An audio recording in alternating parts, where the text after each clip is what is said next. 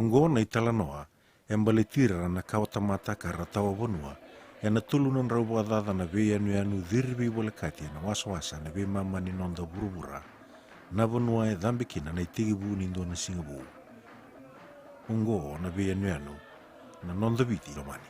E kainaki vir nanda ubole tukutuku makawa, ni obiti asatawani sara ni boe donan rau 5 ni ambaki ni mber ni sudu na Kristo.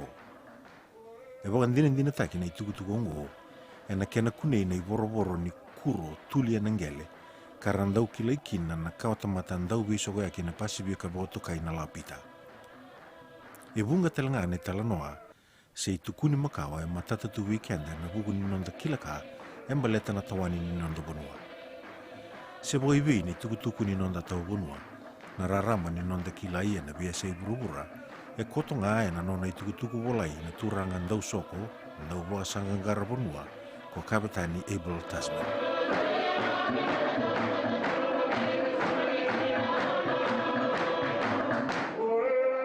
Ungo talangane se uningauna mera raida kina na itau keikewiti, na tamata roka niango bulubula. Nimbera ni ado mai na rarama ni ngaunungo, e rambula tuna tukanda e na abu ni boga dhimbi walu ke na vei walu waluti. Na vei liutaki boga bonua e na vei ndele ni abu boga turanga ibiti e na ngaunua e rasau bagi kina na sudun rabo turanga, kabukaki na uira e ranganga e na iwalu. Na nona kunei obiti e na iwola ni vei anu e burubura, sandola batalanga na katumba ni non reado mai na ndau kaulotu, uira na ndau vei woli, ke ira e randau boga sangangara bonua mera mai boga itiko kina. E na iwala ni non rambula na tamata yango bula-bula, sa itikibu ni non raida na tukanda ni wale bu ni mbula e raka utabata kaya mai.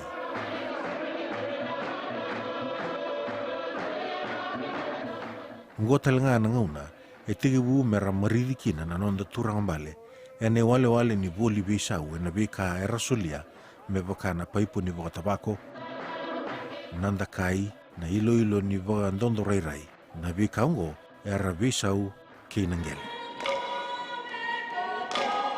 E na mbaki tiniga walu 5 ka walu, e baka maikina, na itiko nei John Brown Williams, na bagilisi ni matanitu o merke e na nonda banua e na anu nukulau. E baka buna me boya dhurikina vida na ikalawa, kalagi mbasi kasara na kena lagi suli na nonda banua maniongo kimbalatangane. Na baka makamongo ambita kikina o ratu seru da kumbau, ka ambuli me tui viti na ngaunoa, ka totongi taki me sau mai 5 dola na ilabo ni Amerika. Na isau ni boda ongo, anga itumbu me adoba ni na basanga bulu ka 5 dola na ilabo ni Amerika. E na maliwa ni ambaki tiniga walu ono sanga bulu ka vitu, kina tiniga walu ono sanga bulu ka diwa, embasi ka kina e rua na matanitu veli utagi viti na ngaunoa. Na matanitu ni ratu seru da kumbau, kena matanitu dhobata, ka tau butaka o ena le maafu, nanganga mai tonga matanisinga.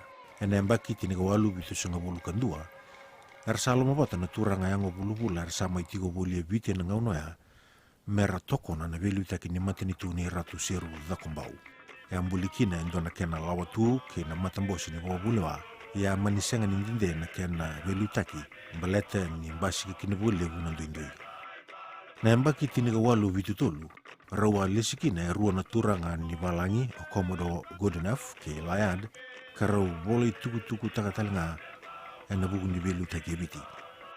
E neka rua sanga bulu ndoni machi ni embaki tiniga walu vitu sanga bulu kaba, e rau sabaka uta na turanga e rua na non rau iwola tuku ni non rau vivo andoni na turanga mbaliki ibiti, e na kena borurumi na non da bonua. E rasulia na non ravito koni na turanga ni balangi na wakatutungo, ka wakabuna na nona lesi mai na kowana mai New South Wales i Australia o Sir Hercules Robinson, me mai tomana na wani indike ka waka mataila laitaka e bida na abu me rawa ni solia e ndona i boma madala matata ni bola i tukutuku. Ongoe ndona ngauna, e mbole Levu kina na non relewa na non da turanga mbale ke viti e na itutu ni mbula vile dhaki, ka wakabuna na non rasa alamata me rasulia na bunongo kina lingana na maramambale ke Peretania ko kuini Vakaturaga. Se kua sartal ngaungo tikibukina na ibola ngauna keviti ni boga tobole kina na non rabi bombauti na non da turanga mbale buana maramambale na ranandi keina matanitu umbalatangane. We, King of Fiji, together with other high chiefs of Fiji, hereby give our country Fiji unreservedly to Her Britannic Majesty, Queen of Great Britain and Ireland, and we trust and repose fully in her that she will rule Fiji justly and affectionately, that we may continue to live in peace and prosperity. And we, desiring these conferences may terminate well and satisfactorily, request Her Britannic Majesty's Ambassador unto us, Sir Hercules George Robert Robinson, to confer with our advisors who have our confidence in these matters. Signed, Dakambo. Asa sulia, penabundongo, ki wanaranandi, niliutaki mawa. Isa, ninga mbonono manonongo banwa. Kena niliutaki. Karena nuni, akana kauta mata, enavengon. As the King desires, transmit it to Her Majesty, accompanied by a full expression of the King's wishes.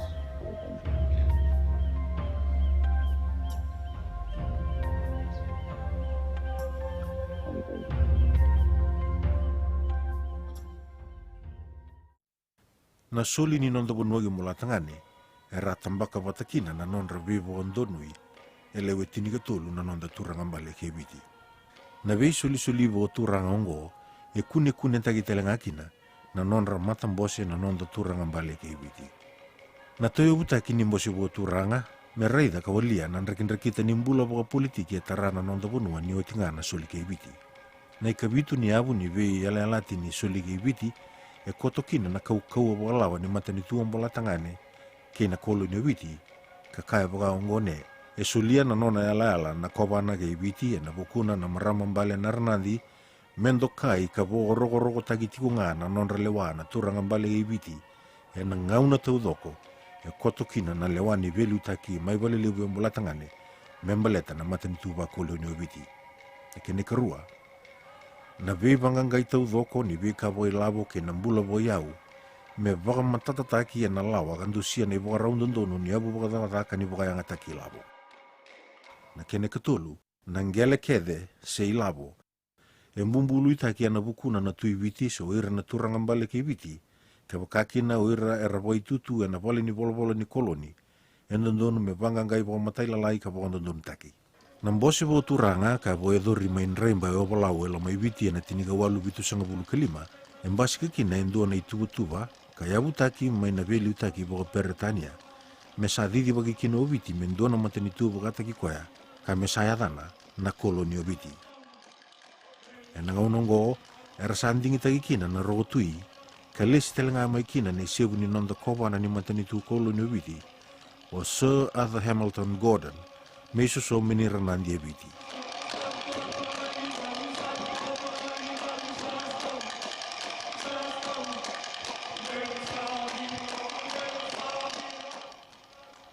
Na inaki ni non rendingi taki na turanga rotui, me ravukea na ituba ni nakadaka ni matani tu. Na vevo toroi dai taki ke na bukei ni non rambula na leo ni vono i tau ke i e viti. Na mbose vo turanga ka vo edori mai waikava na tiniga walu vitu sanga bulukono, e mbasi kakina e ndona lewa, o ea na kena mbuli e ndona lawa, ka vo tokai na Native Affairs Ordinance. Na lawango, e kena inaki me vo tule wataka na i valavala ni nonda liu taki na kawa i tau kei. Vakataki le taki na lawango me waikava Declaration. E na venga una kede, e ndau vo edori na mbose vo turanga, sa tegavu vo madala taki vo malu atiwani ve ira na leo ni mbose, na vinaka ni kena tauri na kena wili na leo ni asana ya ndua. Sa ndau vo madala taki talanga ki ve ira na turanga mbale ke viti, ni vinaka me ndau vo yangataki na ngauna, karangado e vo levu na vakoko yango sena tiko mbula.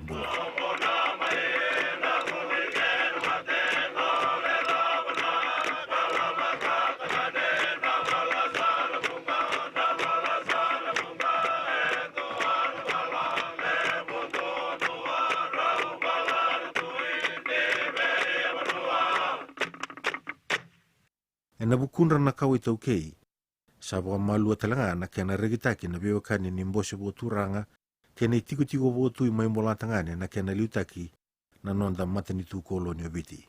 Na bewakani ongo, e abutaki ya nandondonu, na yalu binaka kei na bewa mbauti. Non radambora na punongo na tukanda na ngaunoya, e rasulia bondua kina na lewani liutaki ka rokata na maramambali na ranani kei peratania, menon rei liu na turanga mbali kei biti. Ne matai ni votu lewa, e boya dora na isebu ni kovan na ibiti o soa the Gordon, na nona wase ya na sana katau ya utaka na itutu ni bingarabi ni matanitu gina ya sana. Oya na itutu vokorokotui, me sema se indewa ni lewa mai na matanitu kina bonua. Na itutu oya, e se boya ngatakatinga na matanitu me adoba ini nai.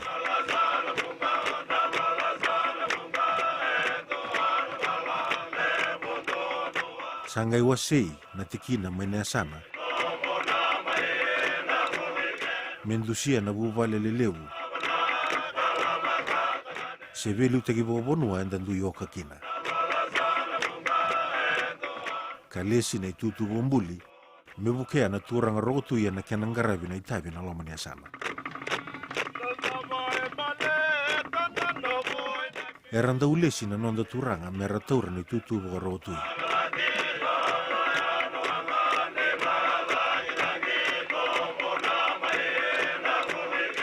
Uera na turanga rotui, eranga indau bukea na nona ngangandra na kobana. Indona tiki na mbasika na kena tayo utaki indona matambose. Me boka salataka na mantani tu koloni obiti na vika embeleta boka tambak indua na kawaita ukei. Sai kuasa rangango na mbose Levu Vakaturaga.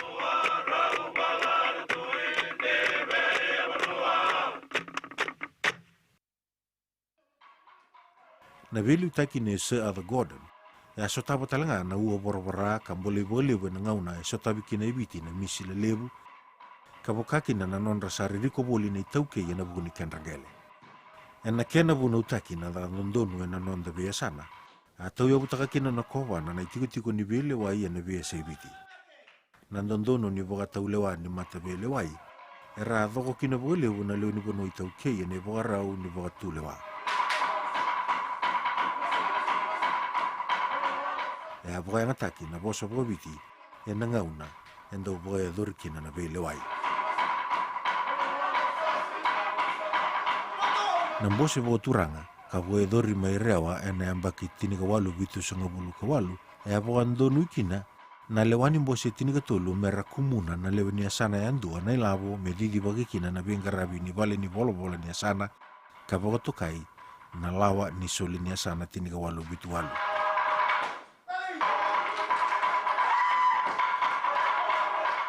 Ia na lewa wea, e se tauri bagiti unga e na indai. Indona iwasi ni labongo, e ngaraba saratunga na tuku Levu ni bingarabi ni bibu otoro te tagi ni asana na loma ni indona embaki.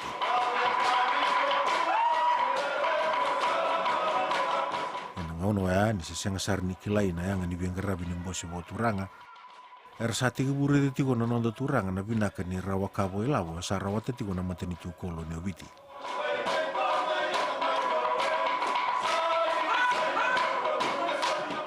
Na mbose Vakaturaga ka boe dhuri maimbua, e na ambaki tinga wea tinika walu bitu walu, sa pondonu ikina na kena dhakataki na kadhiwa ni lewani mbose,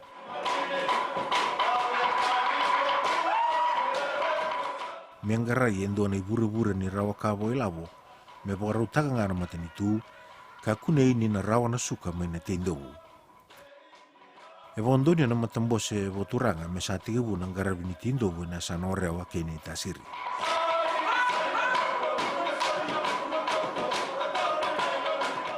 Na mbimbi ni nona reida na lawa itaukei na kobana o Sir the Gordon, e tobole kina na nona inguta udoko, me tango maki ka maruroi na itutu ni nonra taukena na nonrangele na itaukei, ka bukaki na kena rokovi na itiko Vakaturaga ka abutagi mani bokarau ni velu taki boka itaukei.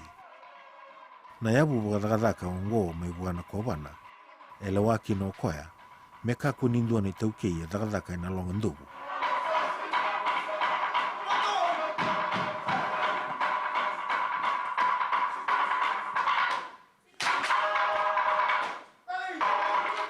Wengo embasi ki kina na lewa.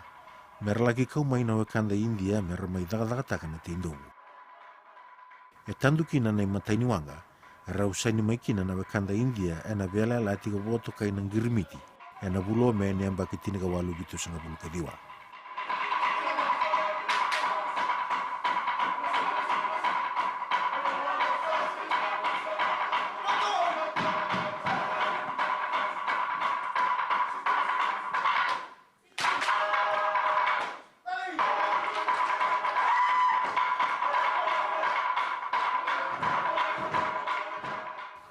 Enemba kita lenga ongo, endambe kina na Bose bo turanga maimbau, karlewa wata kina na turanga, me tau ya butaki endua na korni buli, me baka tokai o buli ni turanga. Enemba kitini ka walu sanga bulu, enam Bose bo turanga ka lagi boya dorgi mo Levu mai bunong balabu, ongo endua na Bose mbimbi buana turanga na kovana ga ibiti ko sa the Gordon, baleta ni alaki boya sabu ya kina, na itukutuku mai bale Levu buana maramambali na Ronaldi, na kiana saba ko sukai mai na lewan ningele kina linganra na kawaitaukei. What we're doing now is something that we've been doing in this area of the Pacific for hundreds of years, even thousands of years. The provincial council that I will be attending has also a very long tradition. It is similar to the council that was held on that mound behind me in 1880, the first ever Council of Chiefs held in Levu in Laos. It was the meeting attended by Sir Arthur Gordon on an important mission when he came to pronounce on behalf of the Queen the confirmation of the ownership of our land. Na kiana bo sukai mai na lewan ningele bir na kiana itaukei, ya bwandoni na Bose bo turanga, membuli endona lawa ka bwandoni ikina na buli taki ningele.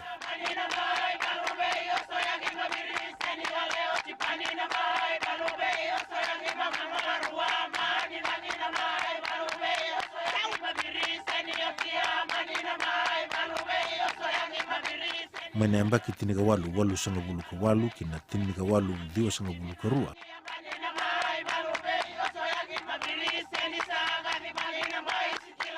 Ebi togi agi kina na bono ni Bose kina vini deli ni abu turanga ebiti.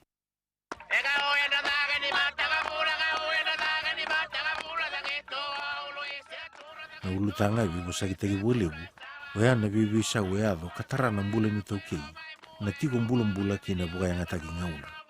Ena kiana kinda baki nega tiniga diwa ni amba kinrau, ra do bata na turanga mbale ga ibiti mesa daka kien do na lewani Bose bo turanga, ka tau ena tiniga walu diwa sanga bulu.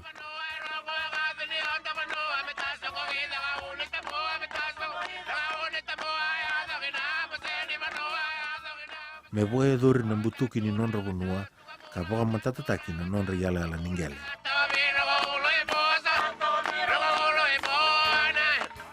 Na ilesi bou ni kowana ke ibiti na ngaunwa o Sir John Bates Thurston. Rakereki na leo ni Bose bo turanga buana kowana, mendikeva manda na yabudaba, sa mai tau kena tukina na ngele ni tau kei guir na babalagi.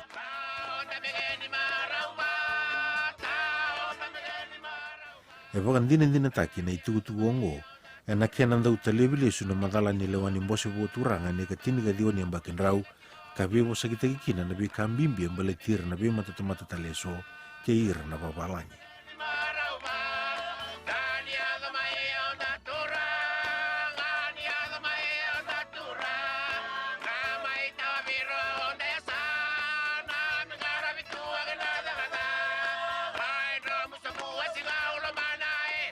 Mai na yamba ki tiniga diwa sa ibarua kina tiniga diwa rua sanga bulu.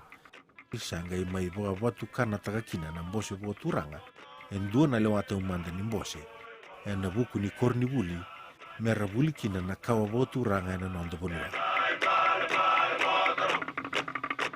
Na ngau na talinga ongo mai dedengi kina, nandrenga ni ibola bibingi ni kawa itaukei, na ibola ni kawa mbula kibiti.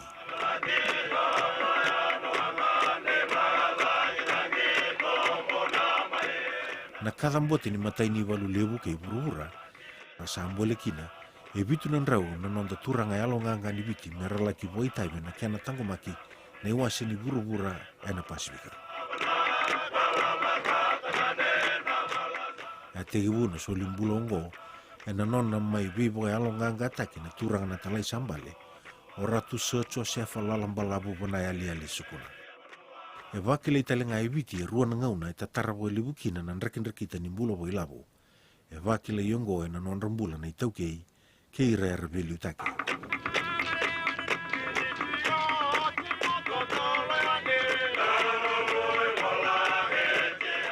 E ne ka tini ni okotowa ni ambaki tini ga diwa rua sanga bulu ka ba.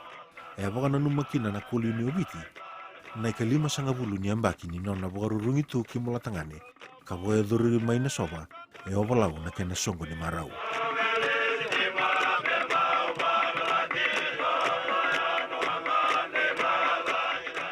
Nimbera ni rege take viti na songo ndo kayongo. Ertu andingi take tulu na nondo turanga. Mertu mata take viti ka lagi dhambe ki vole Levu mula tangane. Mertu lagi voga vura taka buana turanga na tuige pertania o chochi nei kaono. Na voga mundu o ni vonu o viti. E na vuku ni bimaroroi ke na veli utaki. O ratu Chone Rambidi, ratu veli, ke ratu salala sukuna. E na maliwa ni ambaki tinigadiwa 2.5 ki na tinigadiwa 3.5. E vanga na mbose vo turanga e vo edori. E tulu e ngarabi suwa, kandua e vo edori maimbau. Na lewani mbose vo turanga e na ambaki tinigadiwa 3.5. Na ilabo kumuni mbale tira na mbole ki na iwalu, e walu nan rau 2.5 na paoni, me votai vakatau vata vira na lesu mai na iwalu. E na tinigadiwa 3.5, e na mbose vo turanga ka vo edori maimbau, e lewani mbose me vo angataki e ndona undolu na paoni, me taraki na ndona koro lailai vo itau ke Yesuwa.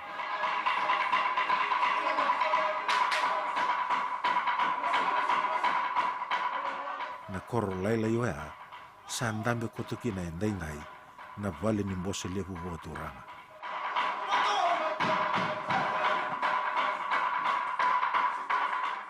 Manemba ki tinigadiwa 3.5 ka ono ki na tinigadiwa 2.5 ka ono. Na mbose vo turanga e vo edhoria na mali wani ngaunango. E tuvuka ni ulutanga ravivo sagitaki e na ngauna kede ni mbose. E waka mbimbi takitiko ngakina, na vuli ni taukei.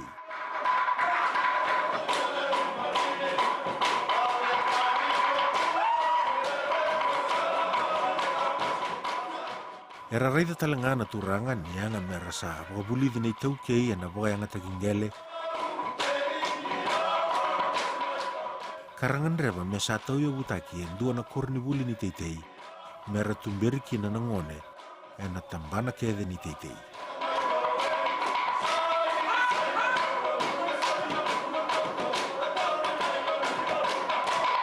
E na mbose vo turanga ka vo edhori mai somo e tabiuni e na ambaki tinigadiwa 3.5. E a voka reitaka kina na kovane na ngaunoa o Sir Arthur Richards. Ka voka salataka kina na mbose vo turanga. Ni vinaka mera vo andonia na leo ni mbose. Mendua na lawa e vauda na marurui ningeli ni taukei. Ongo e moria na nonra kere taumanda na leo ni mbose Levu vo turanga. E na ambaki tinigadiwa 3.5. Na lawa ningele na Native Land Trust Ordinance. E solia na kau a wala wakina matanitu me tango makanangele na bukundra na kena itaukei.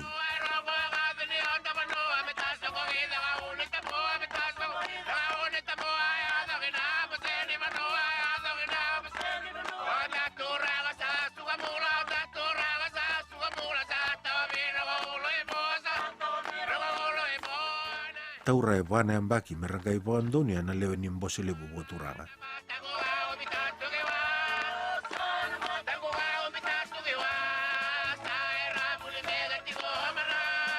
E maninga ilavataki ki na mbose ni mbuli lewa na Legislative Council. Ka ava melawa tinikarua ni ambaki tinigadiwa 2.5. Nimbero e ra lewa tunga na itaukei na lisitaki ni nonrangele. E na nonraveni dinendinati nga wata ke ira e ravia voyantaka na nonrangele ka tau yabutaki voka koni taraki. Ngona ngauna sa te iwu me soli veira na itaukei na ngalala me randuing gravanga na vika e anga veira. Iena matanitu sa vangoleanga na nona vingaravia na didiva kini vika mbaleta na buli kina toso taga telanga na bulung-bula ni ngaravingele ena buguni tindobu.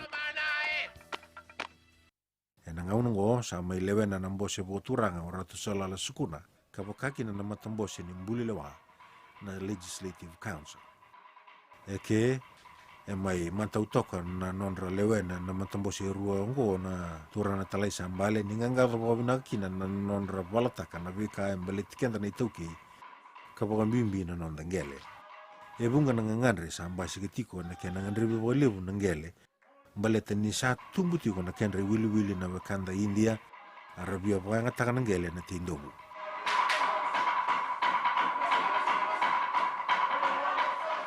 Enangauna sa tiga bumbasi katake maikina na turang na talay sa ambale o rato sa lala sukuna kapaka nuni wa Levu na mbose buwa turanga na wakatule wa matauga kilikili rando buwadora na buguni kawitaukei. Ena mbose buwa turanga ni ambaki tinikadiwa tolu sangabulu ketolu maimbau bukarita kakina na lama ni mbose wa rato sa lala endua itukutuku kakaya baka ongone enda wakata na bika airangandreba na India ni rabia bakandita kaya endua na biala alati tundei kandau baka adhoria na bebonu matanitu bura-bura kere kina nangele ni teitei mer bakandita kirakina. Nongo na bonua kune tagikina na matambosi ningele mararoi ni taukei kasulia na kaukaua na lawa ningele na Native Land Trust Ordinance se na lawa tinigarua ni tinigadiwa basanga bulu abu tagikina na mararoi ningele ni taukei.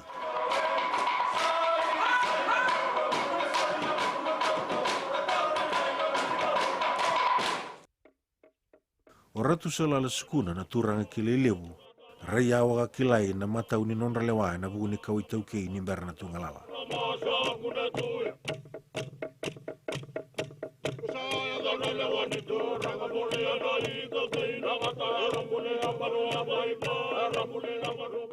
Erba kotora na itakele ni laulako mengole kino viti na viamba ki mai kimuri.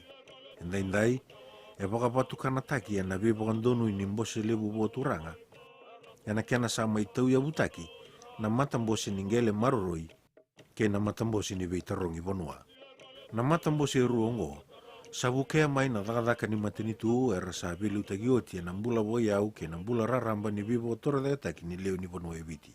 Iongo na nona bawa tule wa mangosa na kovana wa Sir Arthur Richards kanga yadho muri me o Lord Milverton ka Vakatura buana talai sambale me bosangarai na yabu me maroriki na nangele ni taukei. Oratu salala sukuna ai buke tu ni liu ni veitarungi bonua ne ambaki tinigadi warroso ngabulu nangau ngori rabakalaw takakina na lawa ningele ni taukei muri sangai mai taura merai sevu ni turanga i taukei merai liu ni matambose ni veitarungi bonua. Ngori saratalangan ngauna rambu tukakina na bonua rabakan deitaka kabola itukutuku taka na kena taukeni 80% nangele ni taukei.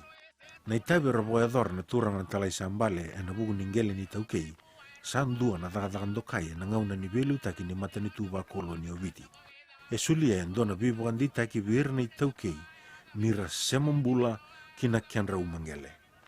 Ia sangai may sasangatali na turang na talay me baunggi tira na nonda turang ambale lewen ni mbose bo turanga de rawa ni rasulia na ngalala melisitaki na kyan ranggele me boya dorikina na dakadaka ni bibo toroi de taki ni matanitu. Taura tale tini na mbaki sangai may bukan taki na sasangongo kay boyado ni lewaongo na matambosi ningele maruroi me dakadaka na bi kabalawa ningele lisi. Ya na kaira rarawataka na tauke ningele na tikinongo ni rataura wali tiunga na rende ningele. Na raya waki na kawai ni mbose buwa turanga sabu kiti wangakina na korni vuli ni turanga na Queen Victoria School kei na korni vuli na andida kumbau.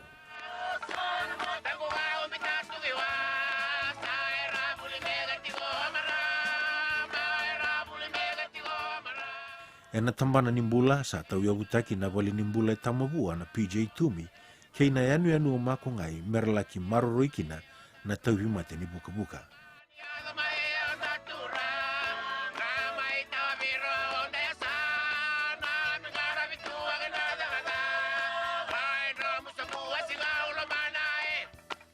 Ni vole kanidhawa na ikatinigadhiwa ni ambakin rau, sa kune endua na besau na kenra maliwa na leo ni vanua ke na mbose Vakaturaga na bugu ni ndui nindaki ni mbula baka politiki.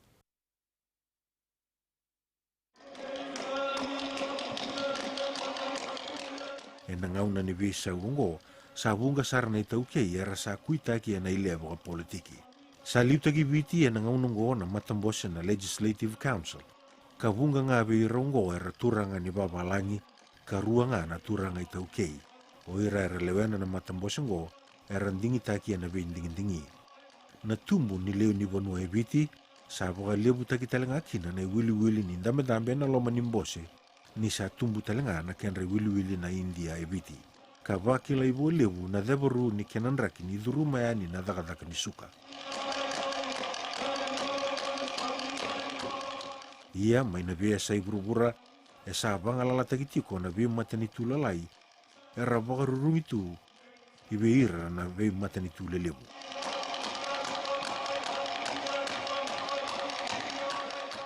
Ngori sarngana ponua sa mua tiko kino gobiti ni sa yati tiko mai na kenadolo. Na vea sa uningauna sa dhambe ndua na Singapore KBT na nonrato mbasi kapatanga na ndua na ngauna na vea liutaki e lewe va na turangambale kartu kawa turanga ni suli KBT kimbola tangane. Ongo endua na itukuni ni ngauna KBT na kiana veli utaki. Ongo tale endua na dhabu ikalawa ni mbose Levu Vakaturaga na raiawa ni veli utaki eviti kan dua beruto una turanga mbale ongo o ratu George kan dhabu Levu dhakumbau. Rai sebu ni turanga itaukei mera taura na itutu va kova na KBT ra taura tale tunga na itutu vakabuni valu maimbau. Rai liu talangani vono Vakaturaga o kumbuna. O ratu kan dhabu Levu endua na turanga i vakairai taki vinaka ni veli taki eviti ni mbera na tungalala. Kandavu Levu Thakambau to be our Governor General and Commander-in-Chief of Fiji. I, George Kandavu Levu Thakambau, do swear that I will be faithful and bear true allegiance to Her Majesty Queen Elizabeth II, her heirs and successors according to law. So help me God. I, George Kandavu Levu Thakambau, do swear that I will well and truly serve Her Majesty Queen Elizabeth II, her heirs and successors in the office of Governor General of Fiji. So help me God. Na tungalala e tukuna endua na mbole ni ngauna vo KBT ambale tira na itauki ni vanua ke na kiana matambose Vakaturaga. O viti vo tungalala sandusi na mandingi ni kala na ititoko ni velu taki KBT ki vatu angalevu na nonra tigo na turanga mbale na tuina yao na sauni vono lau merei sevu ni minista liu ni matanitu. E lesu na wana nanu ki na buli wai mai New Zealandi ni sakadi na italai malagi tomani na buli velu taki ki mbola tangani. O ratu sa kamise semara rei sevu ni turanga itaukei mera taur na itutu vo Prime Minister ra kauti viti mai na velu taki koloni ki na viti vo tungalala. Na vei susungi Vakaturaga ra voedor na turanga italai sambale o ratu sa lala sukuna. Embasi kana vuana vei rotou na turanga mbale e dhambe na non rotou mantani singa ni velu taki e viti. O ratu sa pena ia kana tambatu ngani lau na turanga mbale na tui kau ra vuvu ni vonua o kaunrobe rai liu telengani matani tubo turanga na tomata dua vei rotou na turanga randusi sala veira na turanga talai sambale na velu taki. Era kauti viti na ngauna tonge ani mbula wa politiki. Era yoti ni kova na geviti karai sevu ni presidendi na viti wo matani tu republic. Endu talangana turanga karalewena talangana mbose Levu Vakaturaga o ratu Edward tuivono vo tungi dhakombau. Na turangongo e liutaka na matei walu taurinda kai ni viti ki na ikarua ni walu Levu kei burubura karara wata talanga maikina na itanga ninganga na military cross.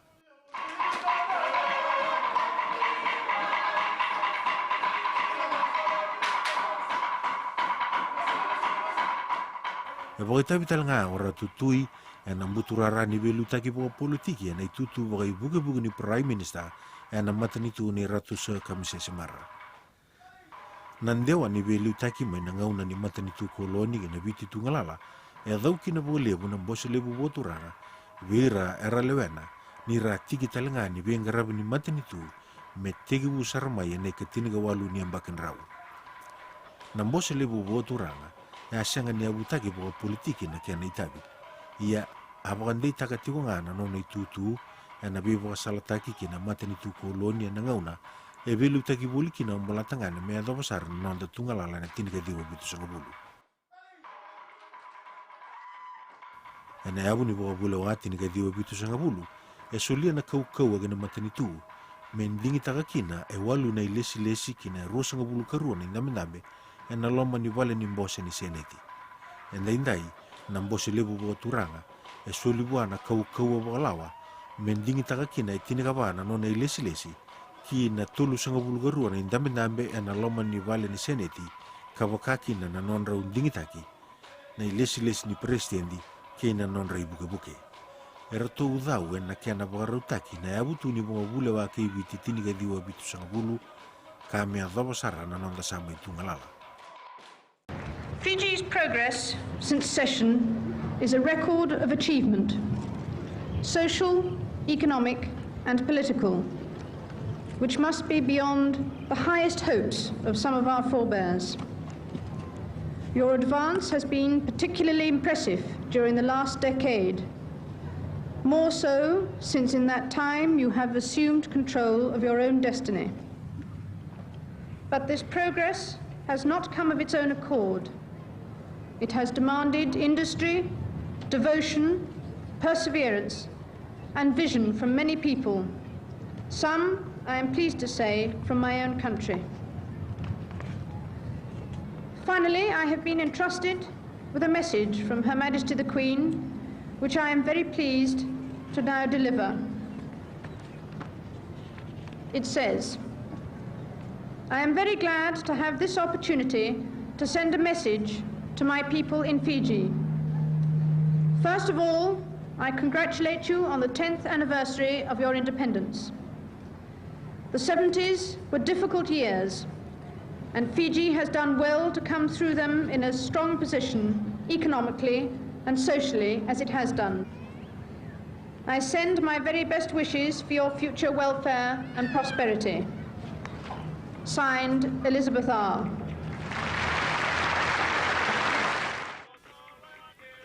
Ai matai ni tini ne ambaki ni tungalala, sa rigi taka obiti ne ka lawa sa lakoma mai ki na beka e sa rawatarawa e na be liutaki.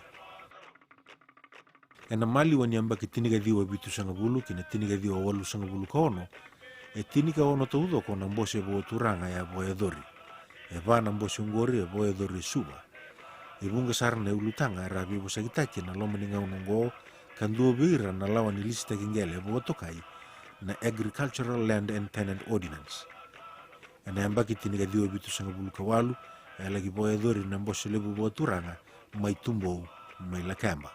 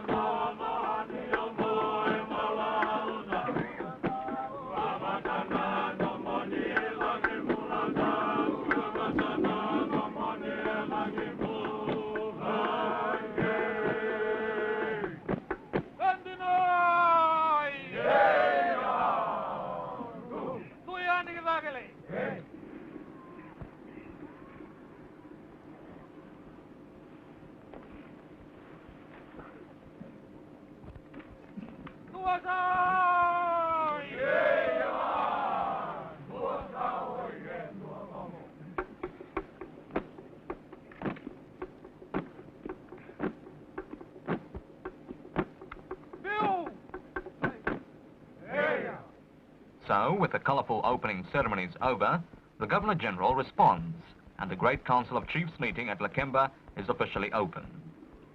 I wish to thank the Twinau and Prime Minister of Fiji, Ratu Kamasesamara, and the people of Lau Province for honouring the Great Council of Chiefs by inviting it and acting as its host on this occasion. Your speeches during the ceremonies breathed reassurances and faithfully reflected the true spirit of Fijian people, that of deep respect, patience, kindness, and hospitality, combined with inborn quiet confidence. We have ever-increasing racial harmony and have maintained law and order. However, there is yet much to be done. Success can only be achieved if we all cooperate and work together. I look to the Great Council of Chiefs to concern itself and to take a leading role in this very important area of our development. I pray God's richest blessing on your deliberations during this week's important and historical meeting. Na biwe kanini ibiti na bubale botu mai Britania engangado bobina tu na non randina na non datura ngambale ki ibiti na be yalele tiwa era okata kina na itiko tiko botu mai molatangane me masikubui ki ibiti ena biambaki tonda utale bibiti mai na bubale botu mai molatangane ena ilakolaku ni benga rabise besiko. Chiefs and people of Fiji, Prince Philip and I thank you for the ceremonies of welcome with which you have received us this morning. Although this is not the first time we have been welcomed to Fiji by these age-old customs and traditions, it is the first occasion on which you have performed them for us in this historic setting of Mbao, and this has brought home to us more vividly their meaning and significance. And I particularly appreciate being invited to open the meeting of the Great Council of Chiefs. What you have shown in the past makes me confident that you will approach them as a united country, determined to act in the best interest of all your people and in the spirit of justice, harmony and tolerance, which have been the hallmarks of your country for a long time. I shall continue to follow your progress with great interest, knowing that the chiefs of Fiji will continue to extend great influence for the good and for the happiness and prosperity of all the people of this land. I have much pleasure in declaring open this meeting of the Great Council of Chiefs. Enambose Vakaturaga ka boe dhuri mai somo e tabiuni. Enduta ni walele ina kianongo. Asanga ni buka na kiana na biambaki. Baleta ni andola vira na leo ni bunua mera bororonga na ngauna ni mbose. Tikina saka ngonde ba maka samtai sa pambimpi endo sak matai. Ni so saka na matanggali. Ketiko saka non rangele na koro sa ken rangele taun dosak. Kano ka sana do sanga una metoso tiko na tiko tini koro. Ena no sana ngauna mesenga na ken rangele na matanggali sa ratio kina koro tinai. Isa na koro todo. Na baka sambimpi mengai bangai rangai tini sa gabi ni to kini ingele ka sa posto kina koro. Ena mbaki tini gadiwa walu sanga buluko bitu kinroa na bonua taudoko ena bonrukai ni matanituna alliance ka liu takabuli oratu soe kamise semara. Ena ngauna botongori ama iboka so sate kikina na nraki marabu ni mbulo boka politiki biti. Ena kiana boka buai na veliu taki ena nona taura boka kaukau na matanitu kanala siti beni rambuka. Endambe boka rua na mbose le boka turanga nioti na boka birni rambuka. Na kiana mataya boka edori maine katini gadiwa kini karua sanga bulgaona ni singa ni bulome ka kene karua e boe dhori maine karua sanga bulu kene karua sanga bulu ka walu ni singa ni chula itini ka diwa walu sanga bulu ka bitu. Ta kambimbi dina sara ana bula ni kawai taukei merongodi boa bina sara na nomu ni na noma na sau ni banua ana veika en baleta na taukei.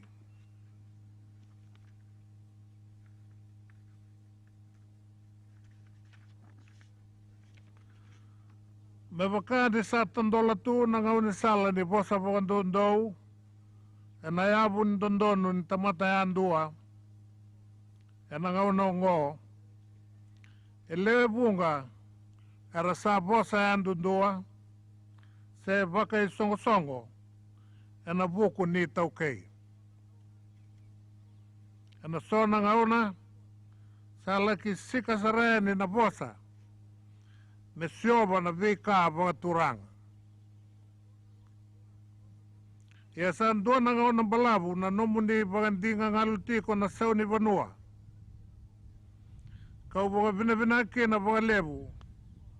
Sa tigi burawa na baki ongo na nomuni vei vasaki. Merongodi mga matata sarakina na nomuni na numa. E na vei ka e tara na bula ni tau kei na bula ni nanda vanua. Ngona ngauna, apaga tambu i dengu tuki na witi ki buru-buru taudoko, raka dibi wata na leo ni mbose Levu Vakaturaga e na nonra sasanga, mera waga marautaka na tonge-tonge a ni mbula waga politiki e biti.